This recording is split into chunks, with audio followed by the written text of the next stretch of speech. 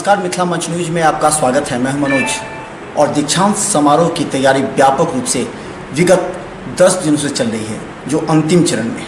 हम बता दें, दीक्षांत समारोह एक चैलेंज होता है मिथिला विश्वविद्यालयों के लिए और खासकर मिथिला विश्वविद्यालय के छात्रों के अंदर विश्वास पैदा करने के लिए दीक्षांत समारोह का आयोजन किया जाता है।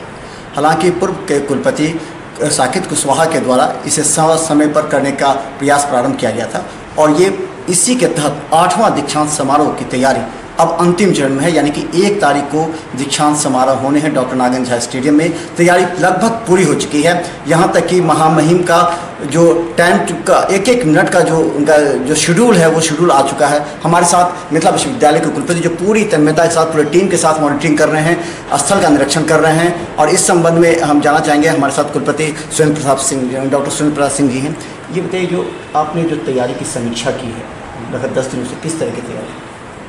पहले तो मैं ये स्पष्ट कर देना चाहूँगा कि किसी भी विश्वविद्यालय के लिए कन्वोकेशन जो दीक्षांत समारोह होता है वो चुनौती नहीं होती है, बल्कि वो एक पर्व है और हर विश्वविद्यालय को समय एक ये दीक्षांत समारोह करके छात्रों को जो है डिग्री वितरित कर देना चाहिए।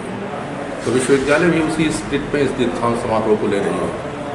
जैसा कि आपको मालूम होगा कि 2010 से लेकर के 2018 के बीच में 5 हो चुके हैं, ये 6वां किया जा रहा है। तो हम कह सकते हैं कि 2010 के बाद जो भी यहाँ पे कुलपति रहे हैं वो दीक्षांत समारोह को ससमय करवाने की कोशिश करते रह रहे हैं और उन्हीं प्रयासों को मैं आगे बढ़ाने की कोशिश कर रहा हूँ और ससमय दीक्षांत समारोह कर रहा हूँ।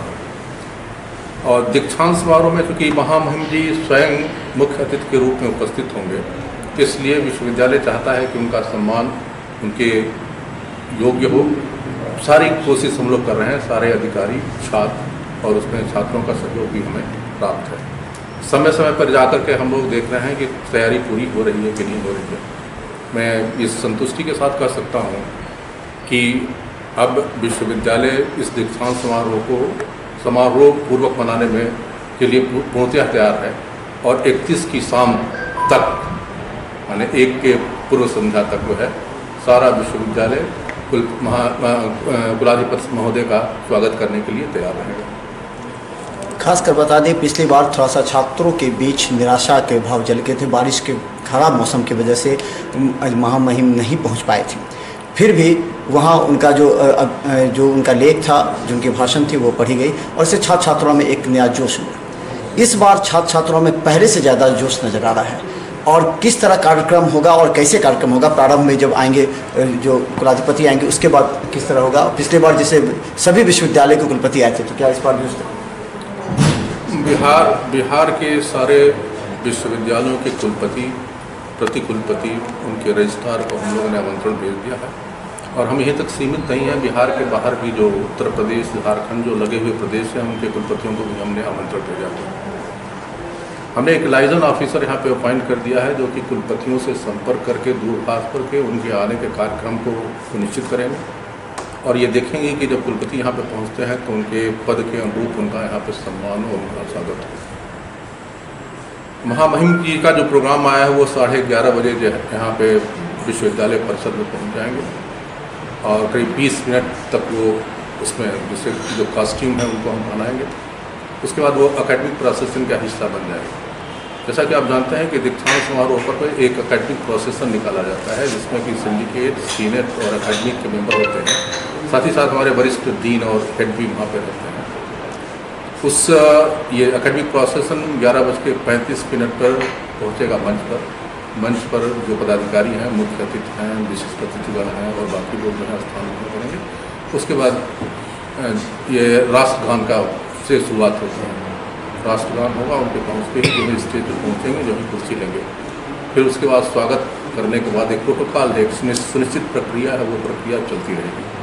शुरू में हम लोगों को देंगे मानद उपाधि देंगे 2 लोगों को। जैसा कि आपको मालूम है कि विश्वविद्यालय इस बार 2 लोगों को मानद उपाधि दे रहे हैं, जिसमें पद्मश्री श्री मानस बिहारी वर्मा जी हैं और साथ ही साथ पद्म भूषण डॉक्टर सारदा सिन्हा जी हैं।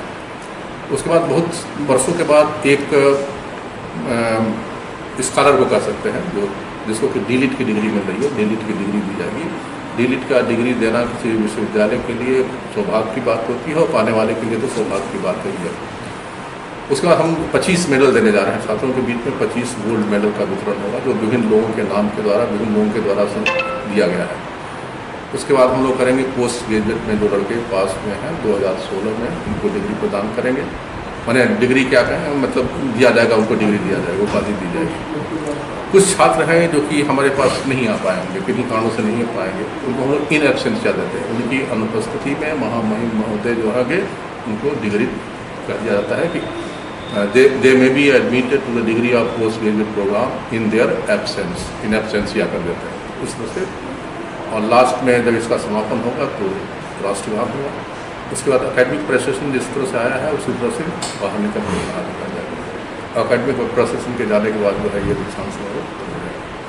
महामहिम जी उसके बाद गांधी सदन जाएंगे, वहाँ पे करीब आधा घंटा 45 मिनट का उनका विश्राम का समय, वहाँ से फिर हेलीपैड के माध्यम से लगभग 2:30 बजे करीब निकल जाएंगे। खासकर 2-3 बातों पर ध्यान कि ये जो कुलाधिपति यहाँ आएंगे, मिथिला विश्वविद्यालय के यहाँ की जो गौरवमयी परंपरा है, यहाँ के जो संस्कार हैं, यहाँ के जो लोकप्रिय चीज़ है, मिथिला पेंटिंग्स हो या फिर इस तरह की, कैसे उनको आकर्षित करने का प्रयास किया जाए? आकर्षित हम लोग नहीं करेंगे उनको, हम लोग जो है मिथिलांचल की संस्कृति के अनुरूप उनका स्वागत करेंगे। और मिथिलांचल की संस्कृति तब तक अधूरी रहती है जब तक चादर और पाक और मछली की बात नहीं होती है। हम उनका स्वागत करेंगे अपने जितनी भी हमारे उनके पद के अनुरूप और मिथिला की परंपरा के अनुरूप उनका स्वागत करेंगे। और खासकर हम चाहते हैं कि इस बार का जो दीक्षांत समारोह हो वो ऐतिहासिक रहे, सफल रहे और छात्र छात्राओं के कैरियर के लिए एक शुभकामना भी। लेकिन छोटी छोटी बातें जिस पर ध्यान देने के लिए हर कमेटी बनाई गई है, लेकिन कुछ कमेटी ऐसी है जिस पर विशेष निगरानी रखने की आवश्यकता है। सुरक्षा को लेकर के किस तरह मापदंड तैयार किए गए? क्योंकि महामहिम जी स्वयं इस कार्यक्रम में उपस्थित रहेंगे, इसलिए सुरक्षा के लिए जिला प्रशासन पूरी तरह से तत्पर है। जैसा कि आपको मालूम होगा कि महामहिम जी को Z+ सिक्योरिटी मिली है, उसी के अनुरूप जिला प्रशासन की सुरक्षा की पूरी व्यवस्था करेगा। विश्वविद्यालय अपने तरफ से यहाँ पे शांति बनाए रखने के लिए, मुख्य रूप से पंडाल में शांति बनाए रखने के लिए हर फैकल्टी के 4-5 टीचर अपने छात्रों के साथ होंगे और देखेंगे कि वो छात्र वहाँ पे शांतिपूर्वक और सुचारुपूर्वक बैठ रहे हैं तथा कोई इसमें बाधा नहीं उत्पन्न कर पा रहा। प्रशासन स्तर पर और विश्वविद्यालय स्तर पर, दोनों स्तर पर हम लोग सुरक्षा की पूरी व्यवस्था कर रहे हैं। कभी कभी देखा जाता है कि वहाँ उन लोगों को जो बैठे रहते हैं छात्र छात्रों, उनको थोड़ा सा अनुशासनहीनता देखा जाता है कि जो उनको छोटी बात को लेकर के, पानी की बोतल को लेकर के, कभी कभी चाय को लेकर के, काफ़ी गर्मी होती है तो उन लोग को इस सब के लिए किस कमेटी का, क्योंकि छोटी बात है लेकिन कभी एक रिफ्रेशमेंट कमेटी है।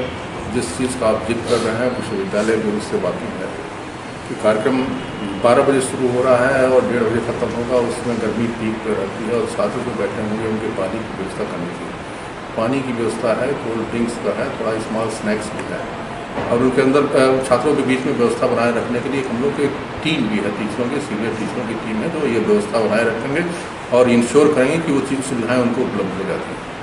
साथ ही साथ आप देख रहे होंगे कि पंडाल के बगल में हम लोग कुछ टॉयलेट्स वगैरह का भी निर्माण कर रहे हैं, क्योंकि छात्र आ जाएंगे हमारे यहाँ 8:30-9 बजे आ जाएंगे, उनको 1:30-2 बजे तक रुकना है, 5-6 घंटे रुकना है, तो उस चीज़ की आवश्यकता है। तो विश्वविद्यालय अपने स्तर पर जिन जिन चीज़ों की आवश्यकता हो सकती है, जिस स्तर पर कोई परेशानी हो सकती है, उन परेशानियों का निराकरण अपने पदाधिकारियों और अधिकारियों के साथ मिलकर के करने का पूरा प्रयास करें। और अब अंतिम एक सवाल कि पिछले आपने दीक्षांत समारोह को देखा, इस दीक्षांत समारोह में क्या खास विशेषता जो आप अपने सोच से, पॉजिटिव सोच से आप करने जाएं ताकि ये ऐतिहासिक रहे और अनुसरणीय? ये हमारी सोच नहीं है, सिंडिकेट की कलेक्टिव विजडम है। इस पर थोड़ा सा परिधान में हम लोगों ने परिवर्तन किया।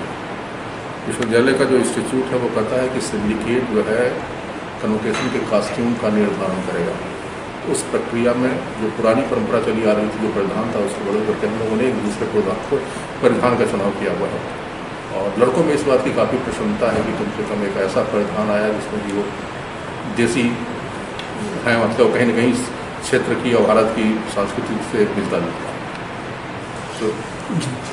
तो ये मतलब विश्वविद्यालय के सिंडिकेट का कलेक्टिव विजडम जिसको कहते हैं, सामूहिक तरह से विवेक है। तो धन्यवाद और हम बता दें, दरभंगा के तमाम जनता को मिथिला मंच न्यूज़ के द्वारा हम अपने टीवी चैनल पर लगातार लाइव भी दिखाने का प्रयास करेंगे, ताकि आप घर बैठे भी जो नहीं आ सकते हैं उन्हें इच्छा होगी कि किस तरह का यह कन्वोकेशन हो रहा है, घर बैठे पूरा कार्यक्रम आप देख सकते हैं।